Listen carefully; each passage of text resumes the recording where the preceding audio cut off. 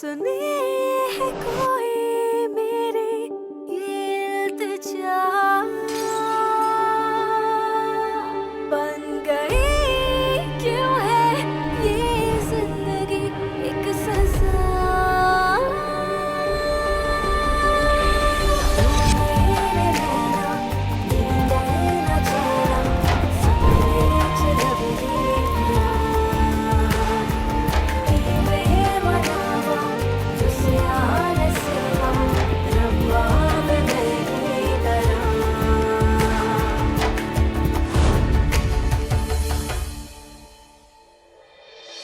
मुझे अपनी माँ से मिलना है।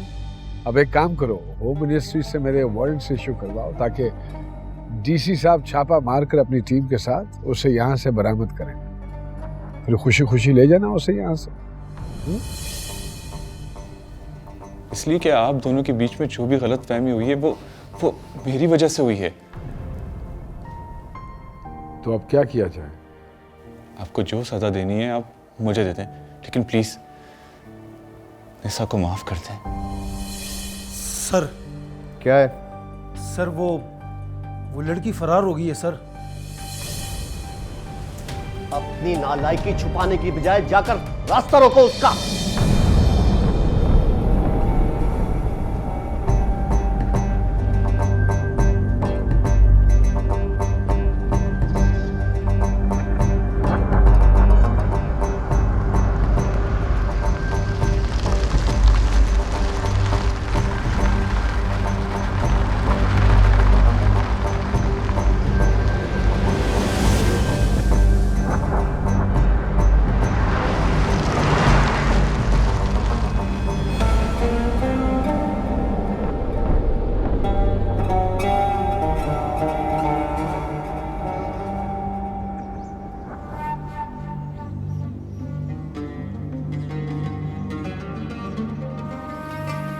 जी सलाम खान जी। वालेकुम सलाम, तशरीफ रखिए। आप बैठिए ना। कैसे आना हुआ डीसी साहब? खान जी, मैं तो एक सहूलतकार के तौर पर आया, एक बेटी को उसके बाप से मिलाने के लिए। आई एम सॉरी खान जी, मुझे आपके फैमिली मैटर्स में नहीं पढ़ना चाहिए था। होम मिनिस्ट्री से मुझे डायरेक्टिव्स आए थे इनके लिए कि मैं अपनी मौजूदगी में इनकी मीटिंग आपसे करवा दूं। तुम अगर अकेली भी आती तो तब भी इस घर के दरवाजे तुम्हारे लिए खुले थे बच्चों, फिर इन्हें साथ लाने की क्या जरूरत पड़ गई तुम्हें? मुझे नहीं पता इन्हें डायरेक्टिव्स किसने दिए, मैंने किसी से कुछ नहीं कहा। चलो अच्छी बात है, तुमने घर की एक छोटी सी बात को एक नेशनल इशू बना दिया। होम मिनिस्ट्री तक अब इसमें इन्वॉल्व हो चुकी है। वाह। मुझे अपनी माँ से मिलना है। और क्या खिदमत कर सकता हूँ आपकी मैं? हाँ जी, मैं कुछ कह सकता हूँ? नहीं डीसी साहब, ये मेरे घर का एक ज़ाती मामला है और मैं घरेलू मामलात में बाहर के किसी फर्द की मुदाखलत बर्दाश्त नहीं करता। I know Khan ji, I know. ठीक है, मैं इंतजार कर लेता हूँ, आप लोग आपस में गुफ्तगू। नहीं, अब बैठिए। अब तो वैसे भी ये बात जो है वो गलियों कूचों बाजारों न्यूज़पेपर्स चैनल्स हर जगह की जीनत बन चुकी है और बना दी है गालिबन इन्होंने। अगर आप यहाँ बैठे रहेंगे तो कोई फर्क नहीं पड़ता, आपसे कुछ भी अब छुपाने को रह नहीं गया बाकी। मैंने कहा ना आई एम सॉरी, मैंने गलत किया है, लेकिन ये सब कुछ मैंने आपके बेटे के रिएक्शन में किया है। वो मेरी माँ को किडनैप करके लाया, वो भी गन पॉइंट पे। और तुम गन पॉइंट पे उसे वापस लेने आई हो। मेरा इनसे कोई ताल्लुक नहीं है, बल्कि ये मुझे गन पॉइंट पे लेकर आए हैं। देखो बच्चे, उसने जो कुछ भी किया है उसको उसकी सजा मिल रही है, और जो कुछ तुम करोगी उसकी सजा तुम खुद ही भुगतोगी। क्या है मेरी सजा? ताजवर अब इसी घर में रहेगी। आप कौन होते हैं फैसला करने वाले? बीवी है वो मेरी। 20 साल बाद जाके आपको याद आया कि वो आपकी बीवी है। याद नहीं आया, तुमने याद दिलाया। अब एक काम करो, होम मिनिस्ट्री से मेरे वारंट इशू करवाओ ताकि डीसी साहब छापा मारकर अपनी टीम के साथ उसे यहाँ से बरामद करें, फिर खुशी खुशी ले जाना उसे यहाँ से। लाला, मेहमानों को चाय पिला के रुखसत कर दीजिएगा।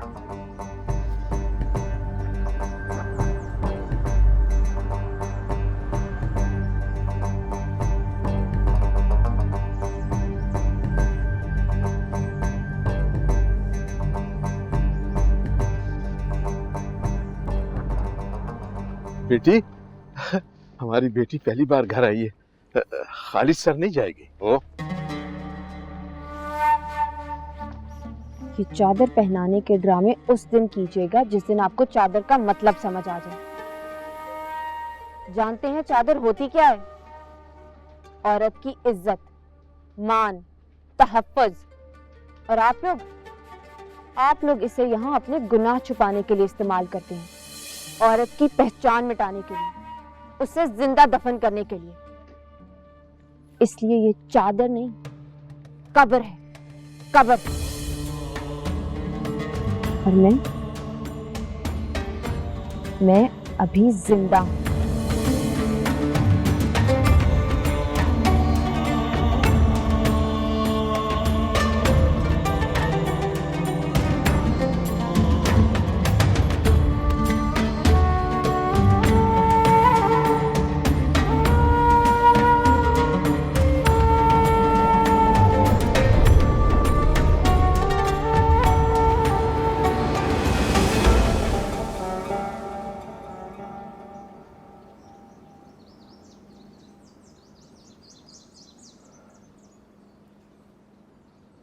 क्या बात करने आई थी उसकी बेटी? बोलने आई थी मुझे कि तुम्हारे गैरतमंद बेटे ने तो सारी अपनी गैरत अपनी माँ पे लुटा दी, अब उसकी हिफाजत कौन करेगा? उसे भी रोक लेते आप, उसके लिए भी इस घर में जगह बन जाएगी। जाओ, जाके खोल दो उसका दरवाजा, उसे कहो जाए, जाके महफिलें से जाए, मस्तियां करे, लेकिन उस लड़की की तरफ आंख उठा के ना देखे, वरना उसकी आंखें निकाल लूंगा मैं। जाहिर है आपका काम तो हो गया, अब आप उसकी आंखें निकालें, उस पे घर के दरवाजे बंद करें या टांगे तोड़ दें उसकी। रोना तो हम नहीं है ना, आपके आंसू तो पोंछ लिए उसने। आप क्यों भूल रहे हैं? आपकी मोहब्बत की, इज्जत की हिफाजत की है उसने, घर बसाया है आपका, बीवी ला कर दी है आपको। ऐसा बेटा आपको कहाँ मिलेगा? अगर तुम ये समझती हो ना कि तुम्हारी नफरत और गुस्सा उसकी कमर बांधने की कोशिश कर सकते हैं, तो गलतफहमी है तुम्हारी। मैं मजीद अपनी रुसवाई और बदनामी बर्दाश्त नहीं करूंगा। अगर ताजवर को इस घर में बिठाने से आप गैरतमंद हो रहे हैं, तो आप अपने आप से झूठ बोल रहे हैं। हाँ, बोल रहा हूँ झूठ, क्योंकि मैं दूसरों के साथ झूठ नहीं बोल सकता। तो हमारे बेटे की सच्चाइयों को तो कबूल करें, क्योंकि उसे भी झूठ बोलना नहीं आता। क्या चाहता है वो, बोलो। उस लड़की की जुबान उसकी माँ ही बंद कर सकती है। जब तक वो जुबान चलती रहेगी, वो इसी तरह जलता रहेगा। अगर तुम समझती हो ना कि तुम फैज से डरा के कोई भी काम निकलवा सकती हो मुझसे, तो ये मुमकिन नहीं है। मैं हरगिज़ ऐसा नहीं होने दूंगा। मुझे पता है, मोहब्बत अंधी होती है, अना, गुस्सा, गैरत सबकी आंखें होती हैं, सब देख के चलते हैं, लेकिन मोहब्बत अंधी होती है।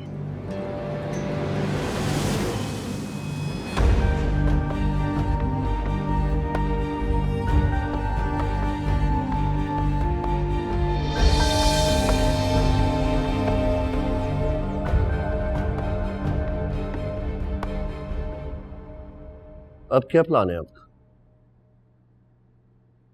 मैं वापस घर जाऊंगी। इस वक्त आपका घर जाना मुनासिब नहीं है। आपका स्टे अरेंज कर दिया हमारे गेस्ट हाउस में हमने। मैं जर खान के घर जाऊंगी, और वो भी अकेली। इसकी इजाजत नहीं दे सकता मैं आपको। क्यों? आप हमारे साथ जर खान से मिलने गई थी, इसलिए वापस आ गई, वरना अपनी माँ की तरह कैद में होती। तो आप मानते हैं कि मेरी माँ कैद में है? हाँ, एक तरह से। तो फिर आप मुझे समझाने के बजाय उन्हें उस कैद से क्यों नहीं निकाल रहे? देखिए, आप मुझे मेरे इख्तियारात ना समझें और ना ही उन्हें इस्तेमाल करने पर मजबूर करें। रियाज, सर। बीबी को रेस्ट हाउस ले जाओ और 2 आदमियों की ड्यूटी लगा दो। Right sir. मैं अपने घर जाऊंगी। आपने कब अपने घर जाना है बता देंगे प्लीज।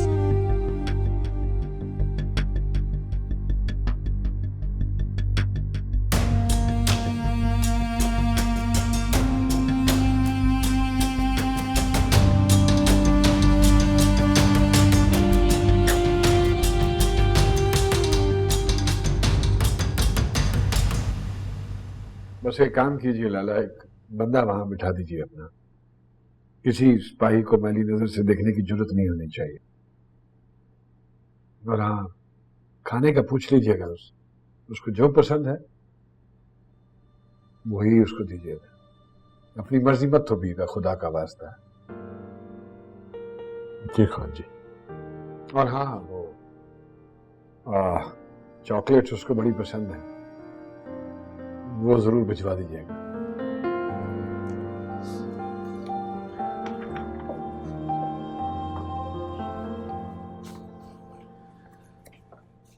मेरी बेटी इस घर में आई और तुमने मुझे बताया भी नहीं।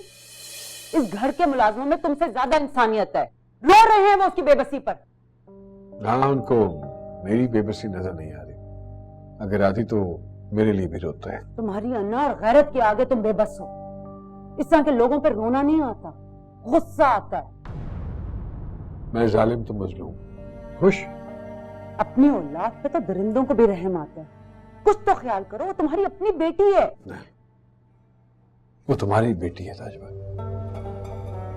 वो तुम्हारी मोहब्बत में मेरी इज्जत को रोंद रही है। अगर वो मेरी बेटी होती तो किसी डिप्टी कमिश्नर के साथ मेरे घर पर छापा न मारती। बच्ची है वो, और बच्चे ऐसे ही करते जब उन पे जरूरत से ज्यादा सख्ती की जाए। बच्चे वही करते हैं जिसकी उनको तरबियत दी जाती है।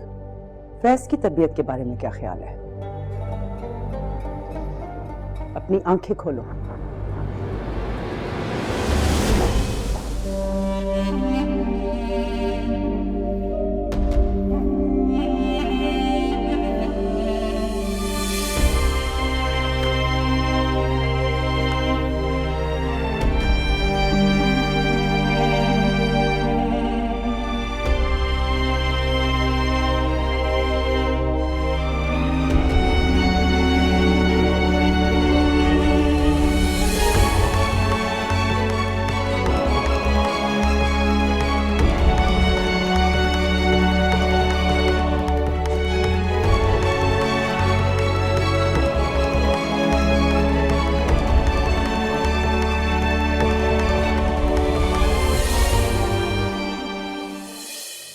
जलील किया है, मुझे छोटा कर दिया उस इंसान के सामने जिसके सामने मैं छोटा नहीं होना चाहती थी। तो तुम्हें अच्छा होता कि तुम्हें कैद करके अपने घर में रखता तो तुम क्या कर लेती उसका? कम से कम मैं इतनी तकलीफ में ना होती जितनी तकलीफ में मैं अब।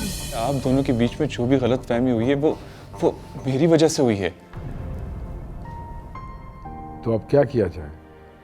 आपको जो सजा देनी है आप मुझे दे दें, लेकिन प्लीज निसा को माफ कर दें।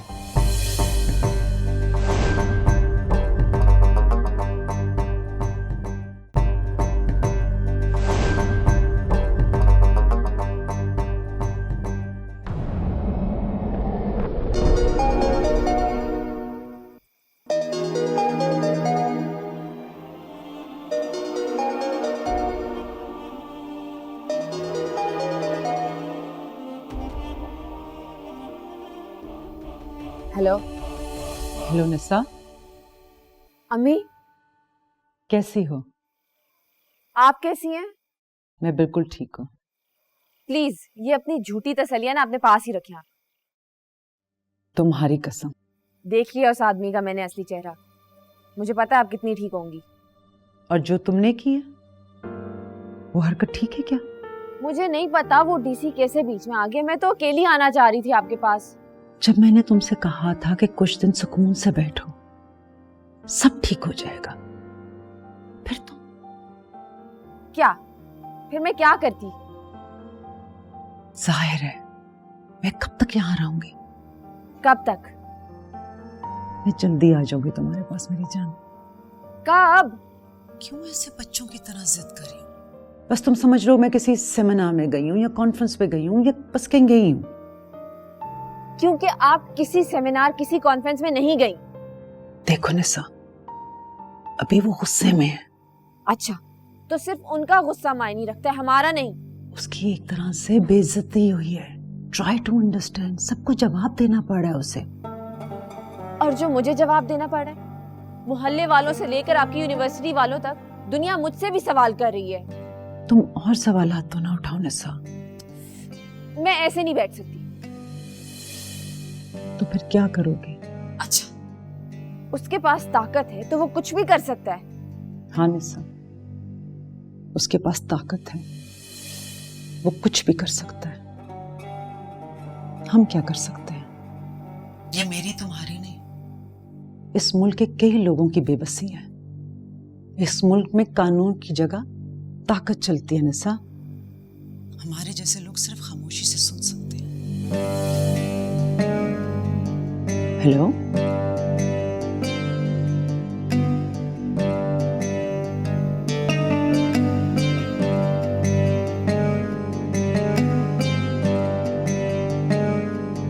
Thank you. क्या तुम वाकई ऐसा समझती हो जैसा तुम उसे बता रही थी? क्यों, ऐसा नहीं है क्या? नहीं, ऐसा नहीं है, ऐसा बिल्कुल नहीं है ताजमहल। ना कोई जिद है, ना कोई जुल्म, ना कोई गैरत, ना कोई अना। ये तो इश्क है मेरा, मोहब्बत है, और मोहब्बत में जो सब कुछ जायज है। तुम अपने आप को तो तसल्लियां दे सकते हो, लेकिन मुझसे झूठ नहीं बोल सकते। तुम्हारी मोहब्बत एक अखबार की खबर से सर उठा के खड़ी हो गई। उससे पहले तो सर झुका के बैठी हुई थी ना। तब तो वो मुझे मेहमान खाने में छुपा रही थी। इतनी हिम्मत नहीं थी कि मेरा हाथ पकड़ के तुम्हारे घर के अंदर ले जाए। उस वक्त क्यों उसमें इतनी जुर्रत नहीं थी कि दरवाजा खोल के वो मेरे पास आ जाती। तब तो वो बेबस, लाचार, मजबूर होकर मेरे कमरे के बाहर चोरों की तरह टहल रही थी।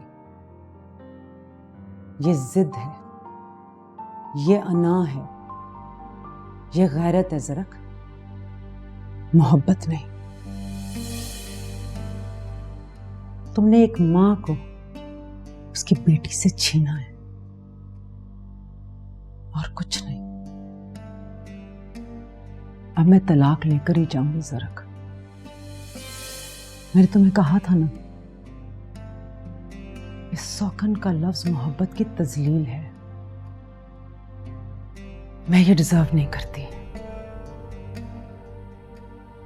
कि 20 साल के बाद भी मेरी मोहब्बत एक सौकन के सामने शर्मिंदा सर झुका के खड़ी है। नो ज़रा, आई डोंट डिजर्व दैट। मैं इस सिचुएशन में तुम्हारा साथ दे रही हूं ज़रक। तुम्हारी इज्जत के लिए खामोश बैठी हूं। जब इससे निकलो तो मेरे हिस्से की इज्जत मुझे दे देना।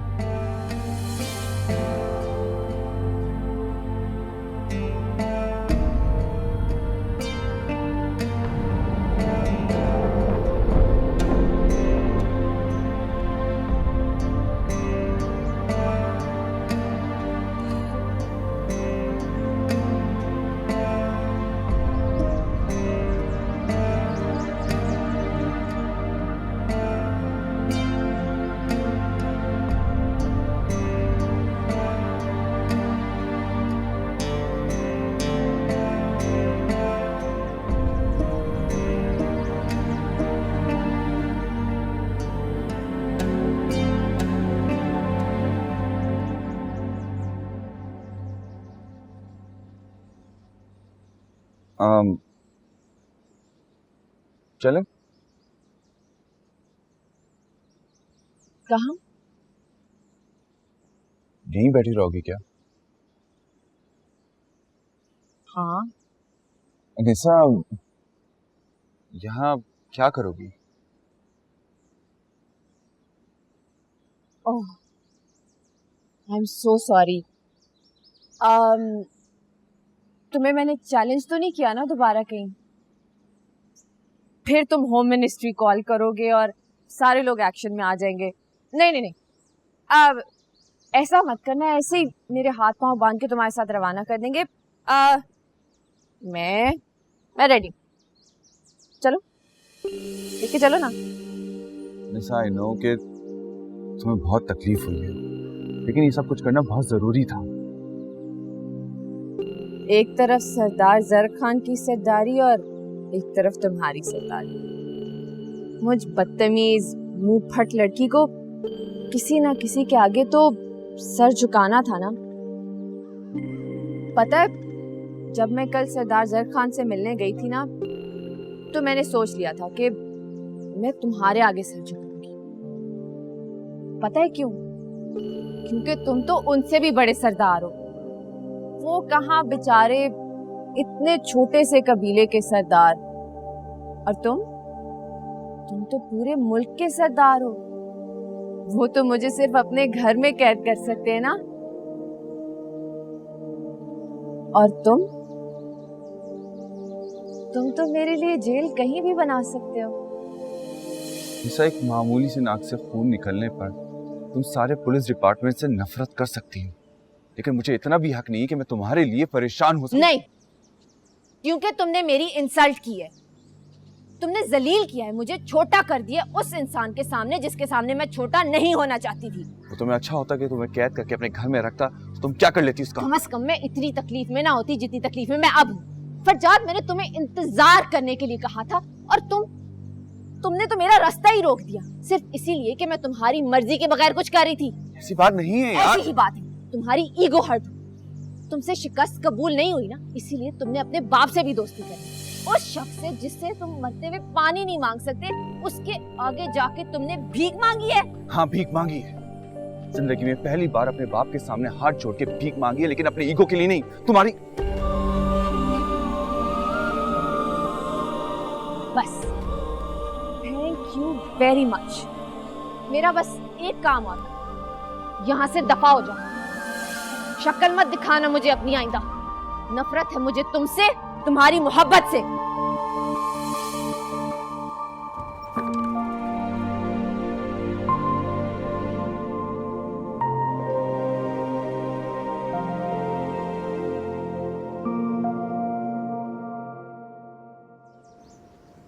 लाला, ये आपने परिंदों को देखा है कभी गौर से? ये सब पिंजरों में रहकर भी जिंदा रहते हैं, क्योंकि इनकी मोहब्बत आजाद है। देखिए जरा, कोई अमल और दखल नहीं दे रहा किसी दूसरे की जिंदगी में। सब अपनी अपनी मोहब्बतों में गुम है। और एक हम है जो सारी जिंदगी पिंजरों में बंद रहते हैं, मोहब्बतों, रिश्तों, रवायतों, मजबूरियों के पिंजरों में बंद। हमारे यहाँ सब कुछ आजाद है सवाए मोहब्बत के। हाँ जी, आपसे कोई मिलने के लिए आया है। कौन? निशा बीबी का वकील।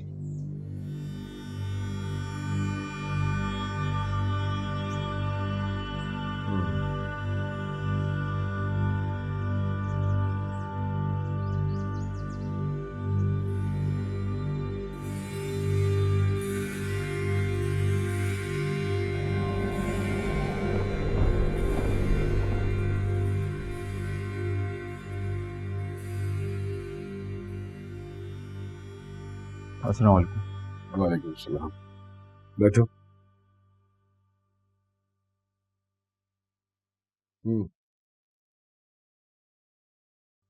सरदार साहब, मैं आपसे माफी मांगने के लिए आया हूं कि ये जो भी कुछ हुआ है, ये सिर्फ और सिर्फ मेरी वजह से हुआ है। देखो बच्चे, माफी तो हमें मांगनी चाहिए तुमसे, जो सलूक हमारे बेटे ने तुम्हारे साथ किया है उसके लिए। सरदार साहब,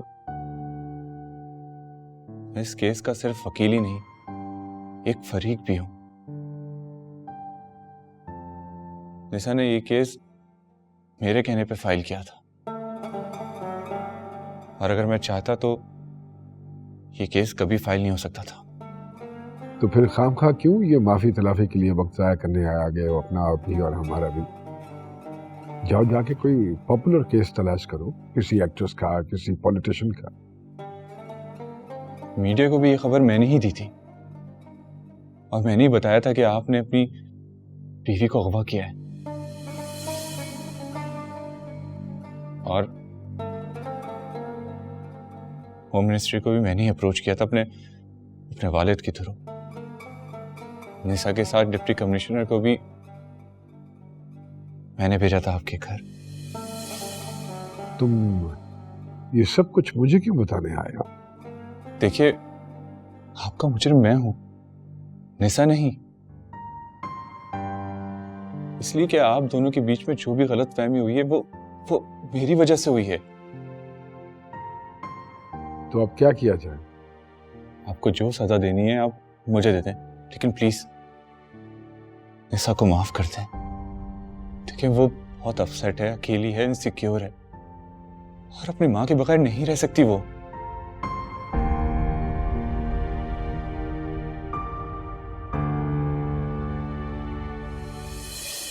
सर क्या है? सर वो लड़की फरार हो गई है सर। अपनी नालायकी छुपाने की बजाय जाकर रास्ता रोको उसका।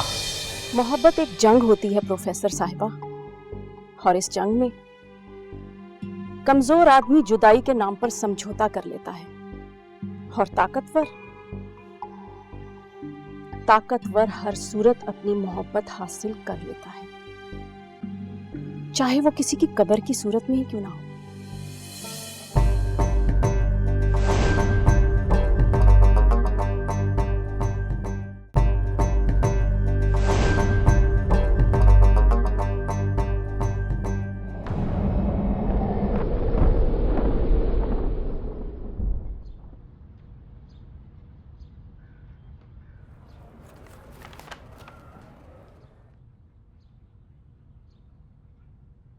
सर क्या है?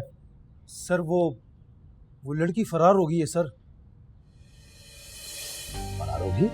सर गेस्ट हाउस के इर्द गिर्द हर जगह तलाश किया, लेकिन कहीं नजर नहीं आई सर।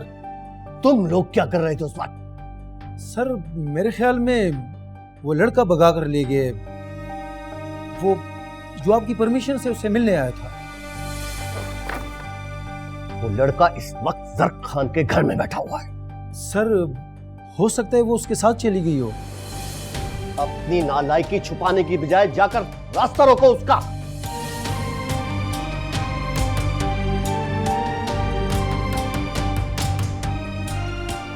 और याद रखो, वो खुद गई है या कोई उसे लेकर गया है, इसका जवाब मैं तुमसे लूंगा।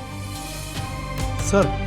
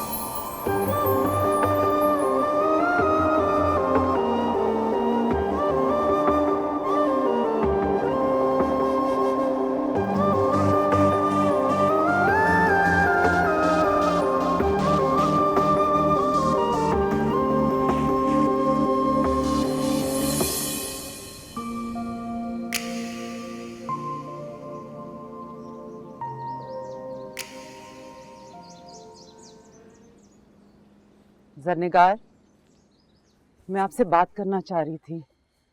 प्लीज बताएं आप ऐसा क्यों कर रही हैं? हम क्या कर रहे हैं? कुछ भी तो नहीं कर रहे, आराम से खड़े हैं एक तरफ। तो फिर ये मुलाजमी मेरे पास बार बार आके क्यों पूछते हैं कि क्या पकाना है, क्या करना है? इसलिए कि ये इस घर की रिवायत है। जिस मर्द की एक से ज्यादा बीवियां होती हैं, वहां बड़ी बीवी का हुक्म ही चलता है। उसी के हाथ में होती है घर की हर चीज की चाबी। अगर मैं इन रवायात को मानती तो बहुत पहले इस घर में आ चुकी होती। अब आ गई हैं, तो अब इन्हीं रिवायात पे चलना पड़ेगा। खुद से नहीं आई, जबरदस्ती लाई गई है। अपनी मर्जी से तो हम भी नहीं आए। क्या मतलब? मतलब ये कि फैसला तो हमारे बाबा जान का था, और वो भी तब जब हमें शादी का मतलब तक नहीं पता था। सरनिगार, मैं यहाँ से चली जाऊंगी, ना सिर्फ आपके घर से बल्कि ज़रक की जिंदगी से। ये आपकी कहानी नहीं है जिसका अंजाम आप खुद लिखेंगी। इस कहानी के राइटर ज़रक खान हैं, और वो मुझे बहुत अच्छी तरह जानते हैं। लेकिन आप उन्हें नहीं जानती। मोहब्बत एक जंग होती है प्रोफेसर साहिबा, और इस जंग में कमजोर आदमी जुदाई के नाम पर समझौता कर लेता है, और ताकतवर हर सूरत अपनी मोहब्बत हासिल कर लेता है, चाहे वो किसी की कब्र की सूरत में ही क्यों ना हो। ज़रक खान की उम्र इजाजत देती है और ना ही रुतबा। वो किसी सूरत जुदाई बर्दाश्त नहीं करेंगे। रुको, कौन है तुम? रुको, अंदर किधर जा? रुको।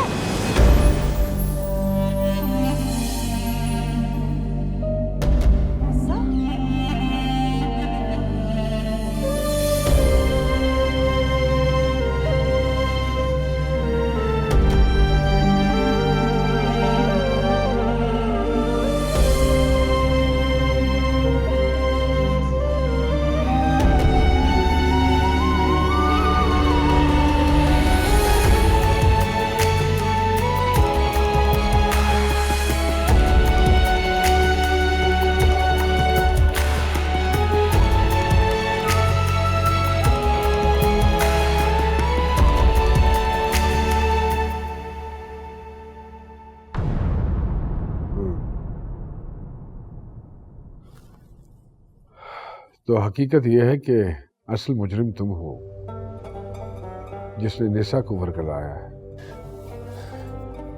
जी तो अब सजा भी तुम ही तजवीज करो अपने लिए। सर, मैंने कहा ना, जो आपको सजा देनी है आप दे दें। नहीं बच्चे, हमारे कबीले की रवायत है कि एक कातिल अगर माफी मांगने आए तो उसको माफ करना है या गोली मारनी है, उसके लिए वो अपनी बंदूक साथ लेकर आता है। अब चूंकि मुजरिम तुम हो और तुमने निसा के कंधे पर रखकर बंदूक चलाई है, तो फैसला देने से पहले निसा का साथ होना जरूरी है। तुम्हें माफ करना है या गोली मारनी है, इसका फैसला निसा की मौजूदगी में होगा।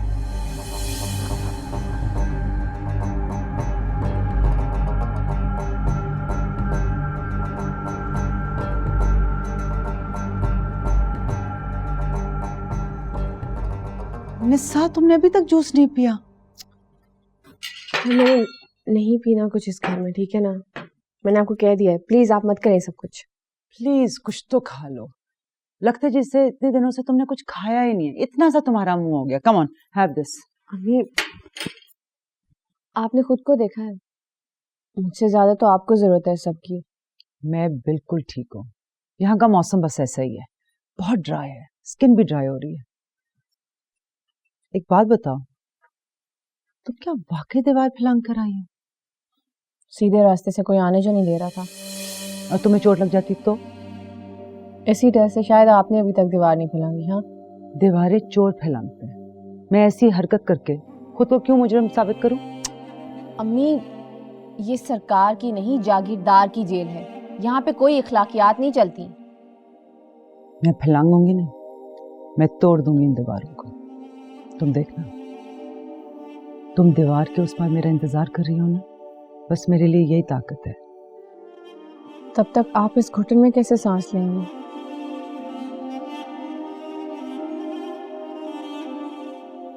बीबी साहिबा, आपने बताया नहीं क्या करना है। मैंने तुम्हें कितनी दफा कहा है जाके जरनिगार से पूछो, मुझसे ना पूछो। वो भी यही बात कहती हैं, हम कहाँ पे जाएं? प्लीज इस वक्त चली जाओ।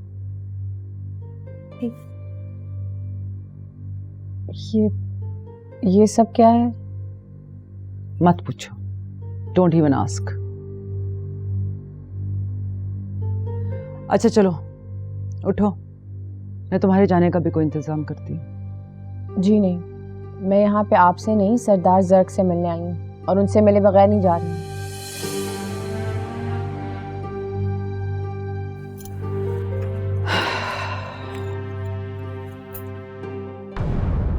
खान जी, आपने फैज को जितना गलत समझा था, शायद वो इतना गलत नहीं था उस लड़के के बारे में। आपने सुन लिया, हमारी बच्ची उसी के वरगलाने से यहां तक पहुंची। मैं भी यही समझता था लाला। अगर मैं निशा से न मिला होता तो मैं भी यही समझता। हाँ जी, लेकिन उसने तो अपने मुंह से बोला है, अभी भी आपको शुबा है। अरे लाला, खुदा का वास्ता, कभी कोई वरगलाने वाला आके अपने मुंह से एतराफ करता है? लेकिन हाँ जी, आप उन दोनों को सामने बिठाकर क्या देखना चाहते हैं? यही कि कहीं उस लड़के को मेरी लड़की ने तो नहीं वरगलाया है, और दुआ की है कि ऐसा ही हुआ। हाँ जी, इस तरह तो उस लड़के का हौसला और बढ़ेगा। माफी चाहता हूं खान जी, उस लड़के की बातों से तो ऐसा लग रहा है कि बीबी साहबा की जगह निसा को इस हवेली में होना चाहिए।